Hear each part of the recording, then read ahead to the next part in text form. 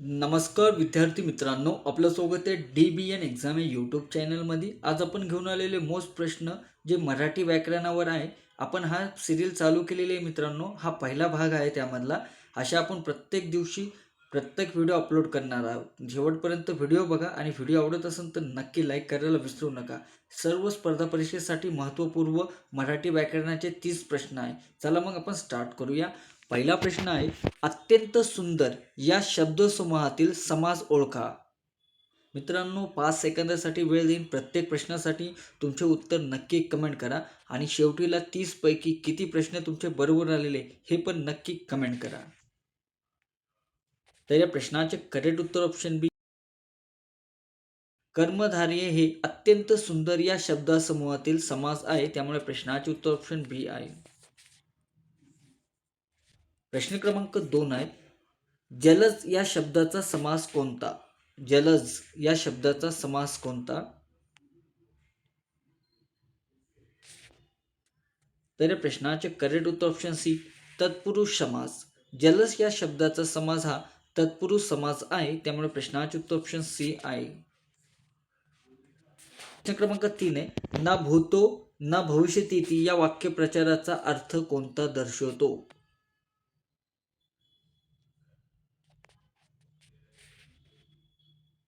तर प्रश्नाचे करेक्ट उत्तर ऑप्शन बी, अद्वितीय घटना. ना भूतो ना भविष्यती या वाक्यप्रचाराचा अर्थ अद्वितीय घटना दर्शवतो, त्यामुळे प्रश्नाचे करेक्ट उत्तर ऑप्शन बी आहे. प्रश्न क्रमांक 4 आहे, लोकतर या शब्दाचा योग्य अर्थ कोणता? तर या प्रश्नाचे करेक्ट उत्तर ऑप्शन आहे बी, लोकापेक्षा श्रेष्ठ हा अर्थ दर्शवतो, त्यामुळे प्रश्नाचे उत्तर ऑप्शन बी आहे.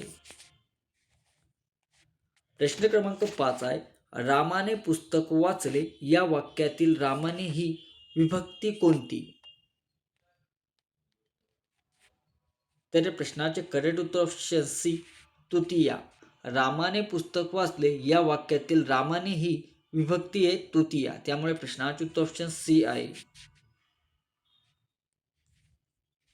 प्रश्न क्रमांक 6 आहे, वाचनीय या शब्दाचा कोणत्या प्रत्ययाने तयार झालेला आहे? वाचनीय हा शब्द कोणत्या प्रत्ययाने तयार झालेला आहे?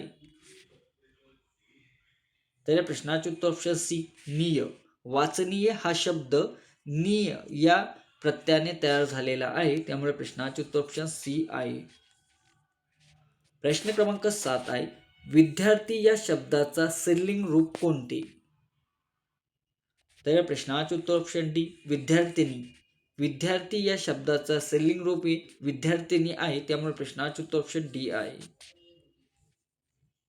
प्रश्न क्रमांक 8 आहे, आकाश पातळ एक करणे या वाक्यप्रचाराचा अर्थ काय आहे? तर या प्रश्नाचे करेक्ट उत्तर ऑप्शन बी, खूप प्रयत्न करणे. आकाश पातळ एक करणे या वाक्यप्रचाराचा अर्थ आहे खूप प्रयत्न करणे, त्यामुळे प्रश्नाचे उत्तर ऑप्शन बी आहे. प्रश्न क्रमांक 9 आहे, सिंह या शब्दाचा समानार्थी शब्द कोणता? तर या प्रश्नाचे उत्तर ऑप्शन डी आहे, बी आणि सी दोन्ही आहे. केसरी आणि गुंगराज हे दोन्ही आहे, त्यामुळे प्रश्नाचे उत्तर ऑप्शन डी आहे. प्रश्न क्रमांक 10 आहे, दुर्जन या शब्दाचा विरोधार्थी शब्द कोणता? तर या प्रश्नाचे उत्तर ऑप्शन ए, सज्जन. दुर्जन या शब्दाचा विरोधार्थी शब्द आहे सज्जन आहे, त्यामुळे प्रश्नाचे उत्तर ए आहे. प्रश्न क्रमांक 11 आहे, उपकार या शब्दाचा कोणता उपसर्ग आहे? तर या प्रश्नाचे उत्तर ऑप्शन सी, उप.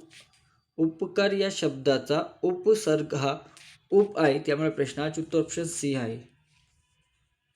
प्रश्न क्रमांक 12 आहे, अभ्यास या शब्दाचा योग्य संधी विच्छेद कोणता?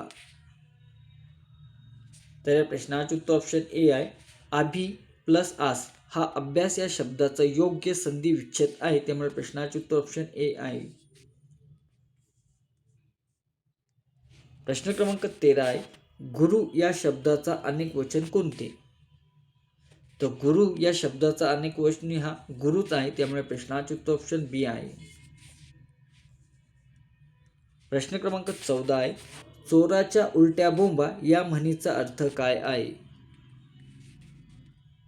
तर या प्रश्नाचे करेक्ट उत्तर ऑप्शन बी, दोषी व्यक्तीनेच आरडाओरडा करणे हा चोराच्या उलटा बोंबा या म्हणीचा अर्थ आहे, त्यामुळे प्रश्नाचे उत्तर ऑप्शन बी आहे.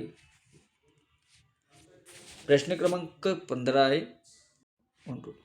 प्रश्न क्रमांक 15 आहे, तो धावत आहे हा कोणत्या काळातील वाक्य आहे? तर या प्रश्नाचे करेक्ट उत्तर ऑप्शन बी, वर्तमान काळ. तो धावत आहे हे वर्तमान काळातील वाक्य आहे, त्यामुळे प्रश्नाचे उत्तर ऑप्शन बी आहे. प्रश्न क्रमांक 16 आहे, सत्य या शब्दाचा भाववाचक नाम कोणता?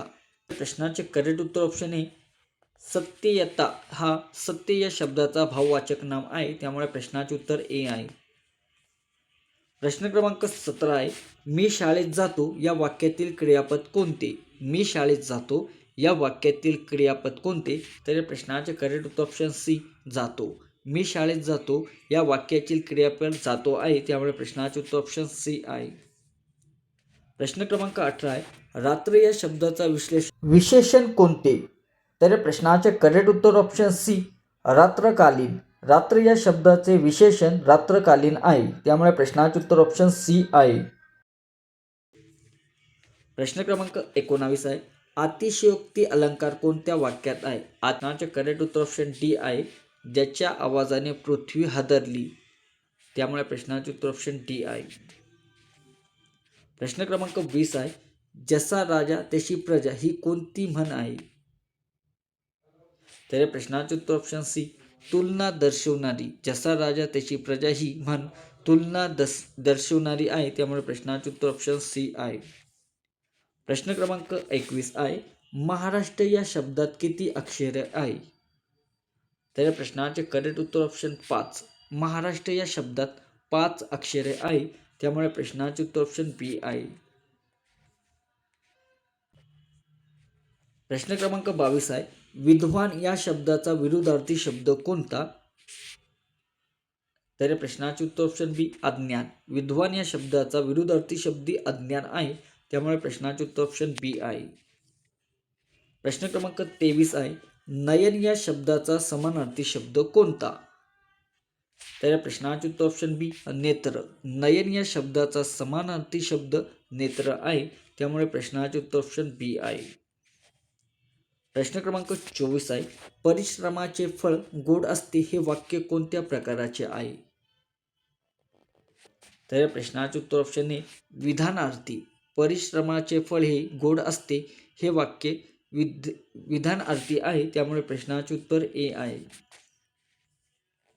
प्रश्न क्रमांक 25 आहे, जलद या शब्दाचा विरुद्धार्थी शब्द कोणता? तर प्रश्नाचे उत्तर ऑप्शन ए, मंद. जलद या शब्दाचा विरुद्धार्थी शब्द मंद आहे, त्यामुळे प्रश्नाचे उत्तर ए आहे. प्रश्न क्रमांक 26 आहे, शहाणा या शब्दाचे नामरूप कोणते? तर या प्रश्नाचे उत्तर ऑप्शन डी, शहाणेपणा. शहाणेपणा हे शहाणा या शब्दाचे नामरूप आहे, त्यामुळे प्रश्नाचे उत्तर ऑप्शन डी आहे. प्रश्न क्रमांक 27 आहे, अन्नदाता या शब्दात कोणता समास आहे? तर प्रश्नाचे उत्तर ऑप्शन सी, तत्पुरुष समास. अन्नदाता या शब्दात तत्पुरुष समास आहे, त्यामुळे प्रश्नाचे उत्तर ऑप्शन सी आहे.